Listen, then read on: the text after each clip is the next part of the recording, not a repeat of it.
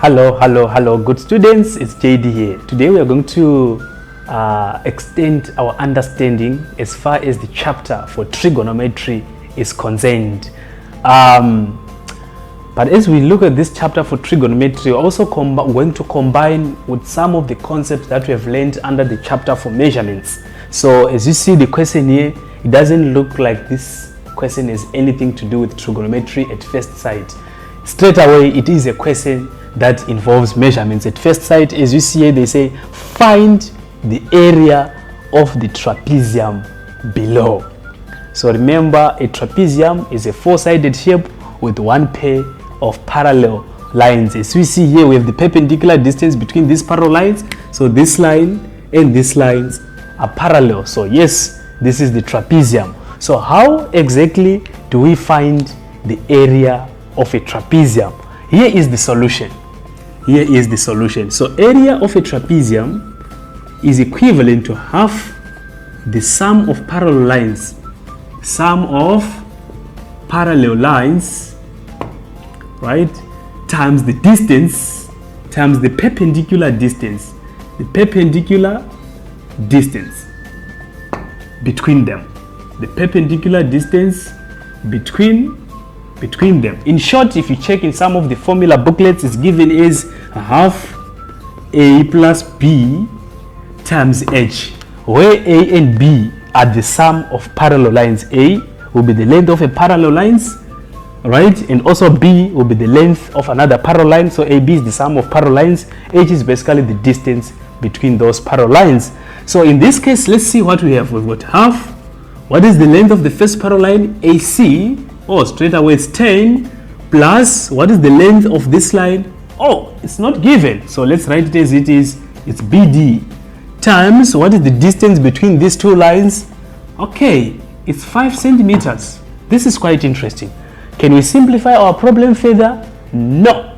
Why can't we do that? Because we have BD here. We need to know who exactly is BD. And once we have the value of BD, then we can go back and plug in and proceed with our problem. But what exactly is the value of BD? So, as you see here, the length of AC is 5 centimeters. So, if you have to do some constructions here, you can see that the length from here to here, we can call the point, say, let's call this point J. Right? So, we know very well that distance AB will also be the same as the distance CJ is also 5 centimeters. Okay, quite interesting. Then what do we do next? Do we know the length of JD? No, we don't know the length of JD in this case. So, and we really want to know the length of JD, because once we know the length of JD, we can take that length of JD and add it with the length of BJ. And remember, the length of BJ, BJ so far is equivalent to 10 centimeters. But what about the length of JD? We don't have the length of JD, but what are we going to do? Which concept are we going to use to find that we don't have? So that once we have that thing that we don't have, we can proceed on with the calculation of the area of this trapezium. So how are we going to find the length of JD in this case? Let's take a closer look at what we have. We have a right angle to triangle here, right? We also have a right angle to triangle here. This side is 5 centimeters and there's an angle of 30 degrees that is given here. So if this angle is 30 degrees, then the length of JD is called the adjacent. Remember, the word adjacent simply means next to. So this line JD is next to the angle that is given. So what are we going to do next? So if this side is adjacent, do we have the hypotenuse? No. So never mind about the hypotenuse. Do we have the opposite of this angle? Yes. So this 5 centimeters is the opposite. So what do we have at hand so far? We have the opposite side and we want to find the adjacent side. So you need to think of the proper trigonometric ratio that you are going to use. Are you going to use the sine rule? Are you going to use the sine ratio, or you are going to use the cosine ratio, or you are going to use the tangent ratio? I know most of you students, you are familiar with this mnemonic rule, the SOHCAHTOA rule. The SOHCAHTOA So you have to check. With your information here, we have the opposite and the adjacent. So want to check among these trig ratio, is it the sine ratio, is it the cosine ratio, or the tan ratio that we are going to use? Okay, here we've got the opposite and the adjacent. So among these ratios, which ratio connects the opposite and the adjacent? Here we've got opposite and hypotenuse, so we don't need this. Here we've got opposite and adjacent, we don't need this. Here we've got the opposite and the adjacent, yes, we need this result. So we're going to use the tan ratio. So here we can say where BD is, let's carry out the calculations for BD. How are we going to carry out the calculations for BD? Like I said, we have to use the tan ratio. So tan of 30 is equivalent to opposite over adjacent. Remember, the opposite is 5 centimeters and our adjacent is JD. Right, so we have to calculate the length of JD. How are we going to do that in this case? Remember, tan 30 is just the same as tan 30 over 1. So we have to do what we call cross multiplication. So if we multiply both sides here, we see that JD tan 30 is equivalent to 5. What is our target? Our target is to find the value of JD. So we have to divide both sides by tan 30. So JD is equivalent to 5 divided by tan 30. So this is the value of JD.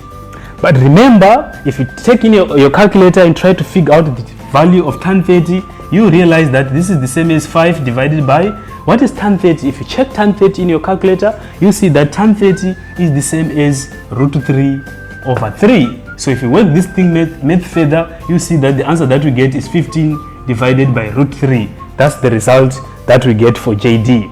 You can even take your calculator and try to get this answer as a decimal, but I don't prefer you to come up with the decimal numbers unless otherwise specified.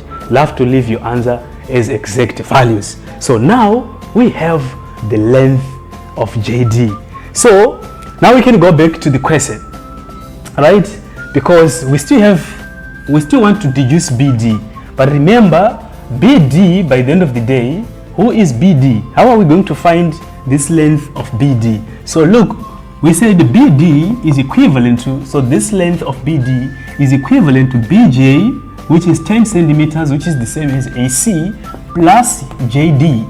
And remember, JD is this value that we have calculated here, right? We have seen that JD is 15 over root 3. So what are we going to do next? We have to say BJ, which is 10 centimeters, plus, what is JD? It's 15 over root 3. So we're going to get 15 divided by root 3.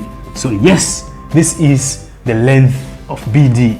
So now we can take this result for BD and plug it back in this problem and finalize the calculation for the area of this trapezium.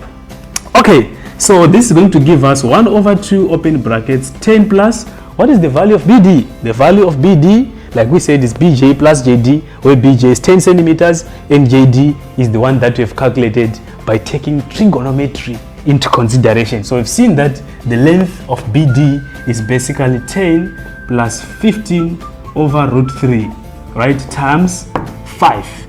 What's next? We can keep on simplifying this. This will give us 1 over 2, 10 plus 10, we get 20, plus 15 over root 3 times 5. If we expand the brackets, or you can say half times 5, we will see that we get 5 over 2 times 20 plus 15 over root 3.